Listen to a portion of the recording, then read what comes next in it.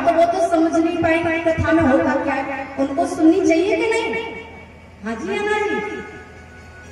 हमारे मलपीठाधीश्वर राजेंद्र दास जी महाराज एक उदाहरण दे रहे थे अभी कथा में।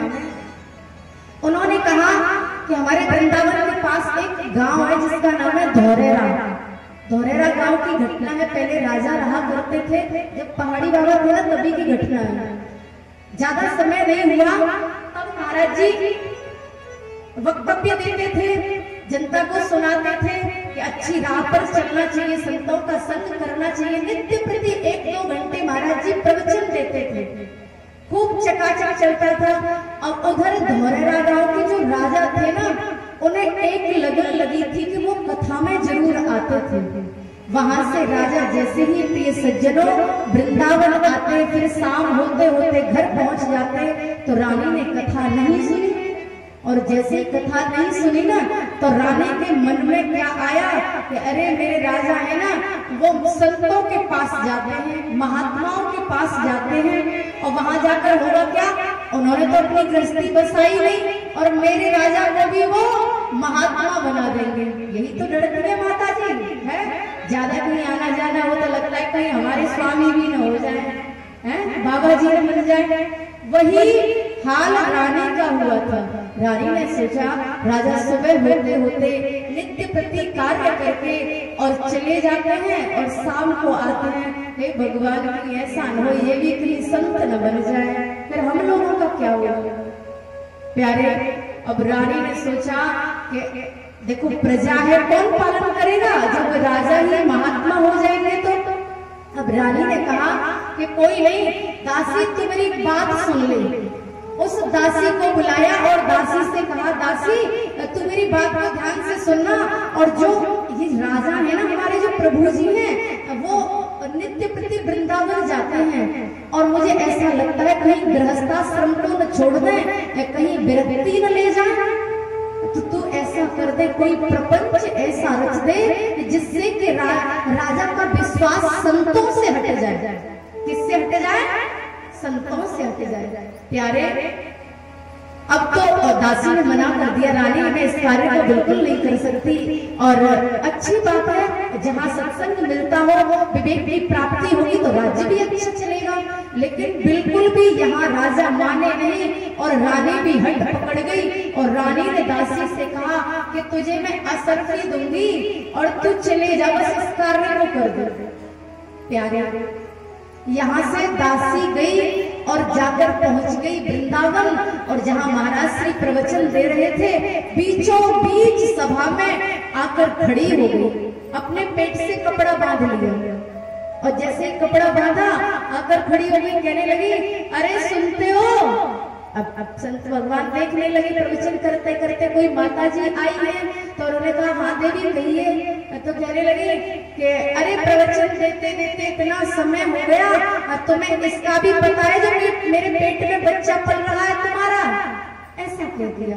अब आप बताओ, कोई विरक्त हो और ऐसे कोई कह दे, तो जो अधकचरे लोग बैठे होते हैं ना कम बुद्धि वाले, तो वो काना फंसी करने लगे, अरे बड़े संत बने फिरते हैं, बड़े विरक्त बने फिरते हैं, इनके देखो ये कैसे कारनामे हैं, ऐसा कहा।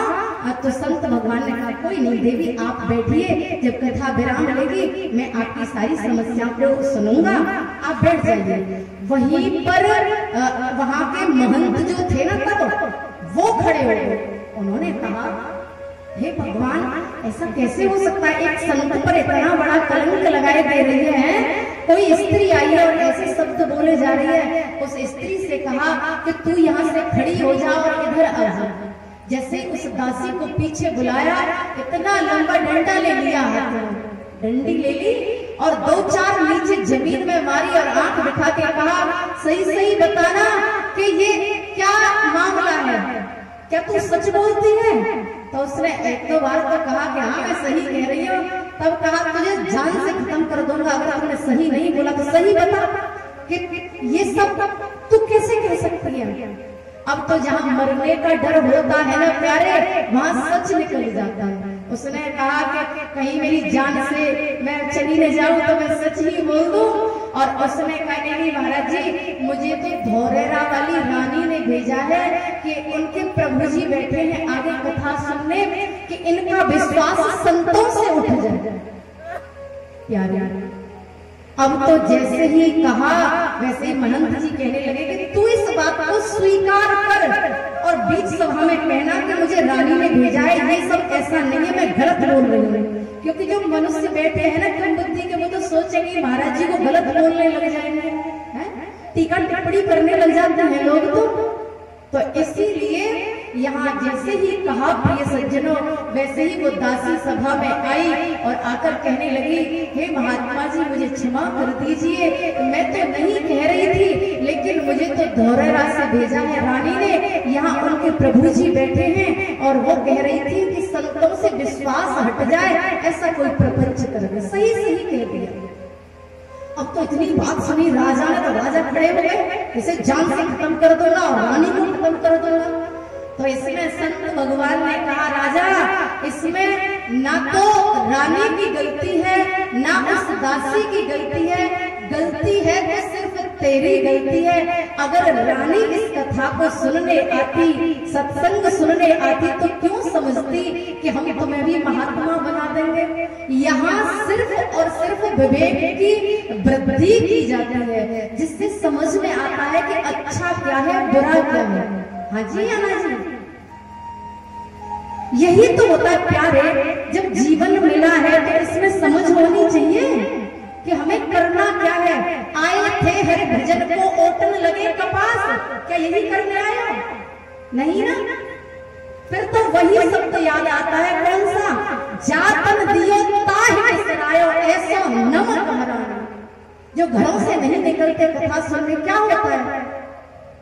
अपने जीवन को ऐसे ही गवा देते हैं जैसे जानवर गवा देते हैं। मनुष्य का कोई अर्थ नहीं रह जाता जब तक बुद्धि नहीं है। तो क्या है प्यारे, यहाँ जैसे ही, इसीलिए उदाहरण इसलिए दिया है प्यारे, अपने घर के जितने भी इंसान हो, जितने भी पुरुष हो, माता हो, सबको लेकर आना चाहिए। न जाने कथा में कौन सी प्रभु ऐसी बात निकलवा दे जो आपका जीवन को धन्य कर दे। बोलिए वृंदावन।